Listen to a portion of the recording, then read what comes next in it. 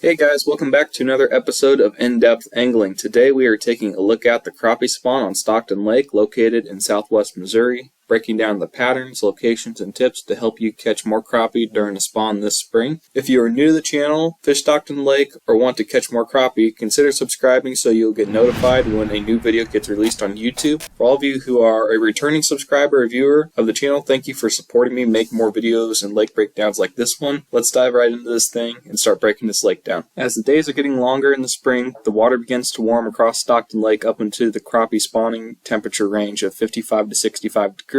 Crappie will begin staging up outside of spawning locations leading up to the spawn in their pre-spawn phase, where they school up near deep water, waiting for water temperatures to rise enough. If you guys missed out on the crappie pre-spawn video, I'll have that linked in the description below so you can go check that out. If you're looking to catch some crappie before the spawn, that's a good video to get your feel for the lake if you've never been here. The timing of when the spawn happens depends on how cold or mild of a winter Stockton Lake gets and on the weather during the spring. But once waters hit that mid-50s, crappie move to the shallows to spawn, usually on pea gravel banks. This can happen as early as March or as late as May in some years, depending on the weather that we get and how cold water temperatures stay. Not all the crappie will move up to spawn at once on Stockton Lake because the water temperatures can vary several degrees in different areas of the lake. Stockton has 298 miles of shoreline and over 25,000 surface acres created by the dam at the north end, and has two major river channels from the Little Sac and Sac River arms that join in a V shape in the north end of the lake. As you guys can see up here towards the top of the screen, that's where the dam's at, and there's just two big channels that kind of branch off of that with numerous feeder creeks off in a lot of these coves. These southern upper river arms of Stockton Lake are the first to warm in the spring from the warm rain runoff that flows into the lake from the rivers and creeks in this area. These sections of Stockton Lake have shallower, narrower channels and generally dirtier, more stained water that helps it warm up faster.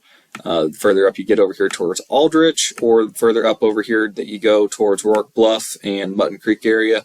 After you start getting up the riverways past that, it becomes a lot narrower of a channel. As you guys can see there, the main channel in this section's not that wide compared to what it is down here. And the depth overall in the lower sections, like over 70, 80 feet in a lot of places. While up here, after you get past like Rourke Bluff and stuff, you come out here in the main channel and you're looking at like 30 feet to 35 feet as being your deepest sections of the lake. It changes a lot about how that area fishes. Crappie will begin to spawn and move to the shallow, gradually sloping banks with pea gravel and shallow woody structure from their pre-spawn areas in the upper river arms first, because the water is going to warm there quicker. And some examples of some spawning locations in the upper river arms would be like the back of this larger creek feeder cove here. This area has got a nice secondary point sitting off of it, with a little bit more of an old creek bed out here where they're going to be able to stage up at, and they'll move back towards some of this flooded timber is at, especially in years when the water is up high during the spring. It seems like about every other year Stockton gets a pretty good sized flood, and it goes up into like the buckbrush and everything back in there. A lot of times crappie will go up and they'll spawn just on the outside of that or in that stuff, as long as the bottom's right. If you can find that pea gravel,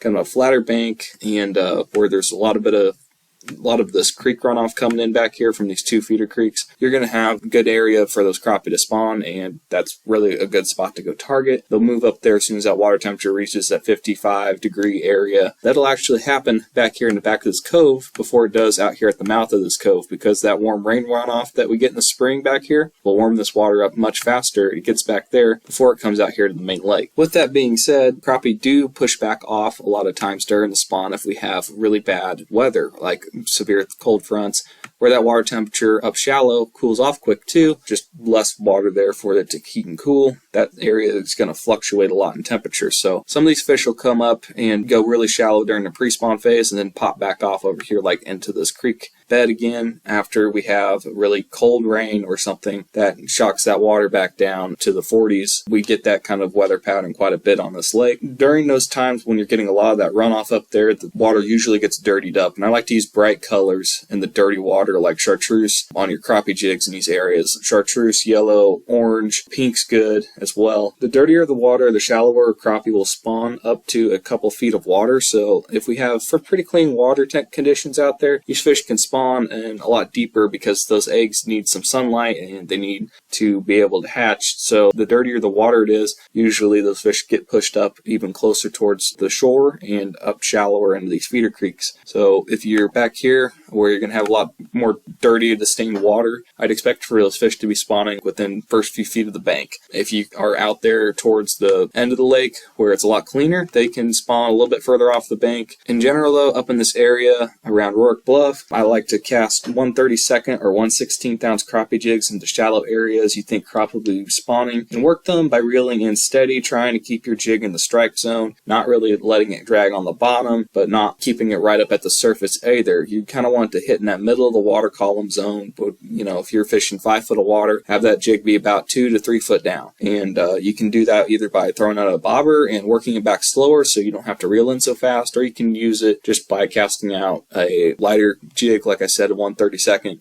Works pretty good sometimes, and just slowly reel back so you can cover some water to find the spawning fish, because once the spawn is on, those crappie are pretty easy to catch once you do find them. And as soon as you do find the crappie, keep fishing that spot until the fish stop biting or you're no longer catching the size you were after. A lot of times crappie will kind of group up in schools by size. I'll give you guys a couple more examples down here on this section before I head up to the northern end of the lake. Birch Branch Cove here has got a lot of good crappie in it during this time of year. It holds fish pretty much all year round because the depth of it out here is really deep. There's a lot of good crappie that winter out there, and then they move back up in here for the pre-spawn.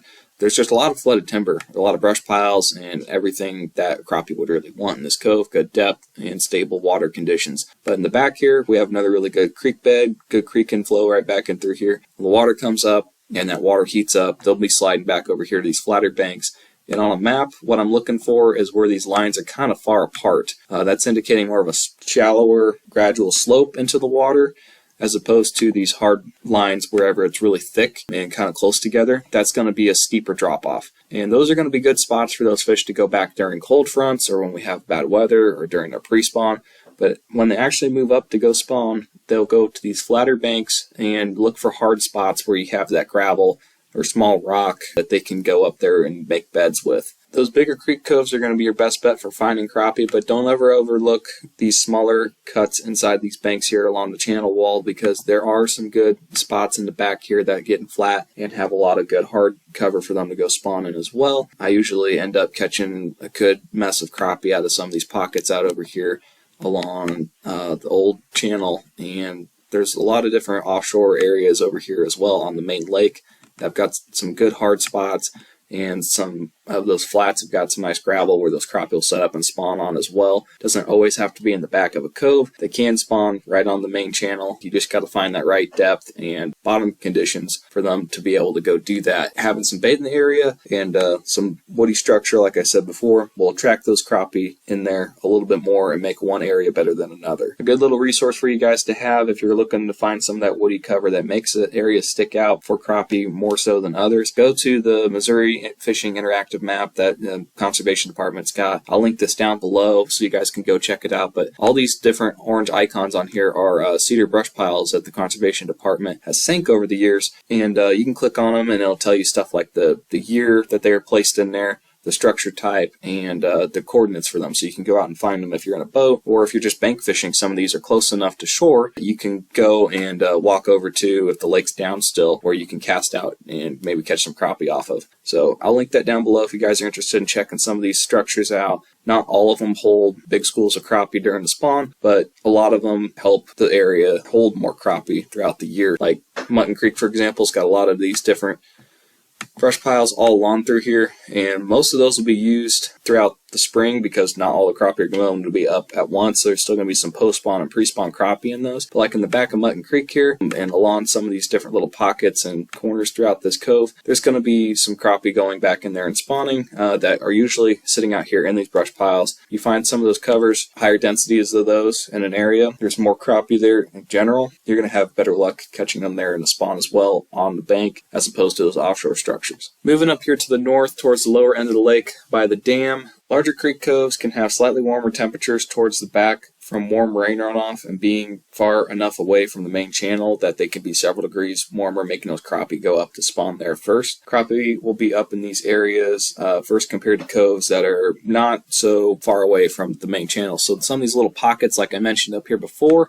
can hold some nice crappie and they go up and spawn in, but they're not going to be up into these pockets that are closer to the main channel where that water is going to be cooler and take a lot longer to heat up, as opposed to some of these back water areas in the backs of these coves. This is over here by Indian Ridge and Price Branch. There's a lot of crappie in this cove. There's a lot of flooded timber in this cove and standing trees the further back in you go. Just great habitat for those fish to be in. And there's some nice gravelly spots back in here near this creek bed where those fish can go back into and go spawn. So that's a great hot spot down here towards the lower end of the lake. You can go back into some of these other coves that are not quite as big, but they are decently large in size. They have several different little feeder creeks where they have some nice warm rain runoff coming into the back of, and those fish will slide back up underneath of those runoff areas and go spawn first. And those spots are going to be, like I said, a few degrees warmer than out here off of some of these different flats and gravel bars and stuff on the main channel. Some of those crappie can still spawn out there, but I find that a lot more of my success in this area comes from the backs of those larger creek coves. With the water being several feet clearer in general down here in this lower section, I generally use more natural color selection on my crappie jigs in this part of the lake because the water clarity is better, but I still use the same technique as I use in the southern section of the lake with those crappie jig heads being at 1/16 to 1/32 ounce once I get up to those shallow areas. Minnows work throughout the whole lake. You can use minnows to catch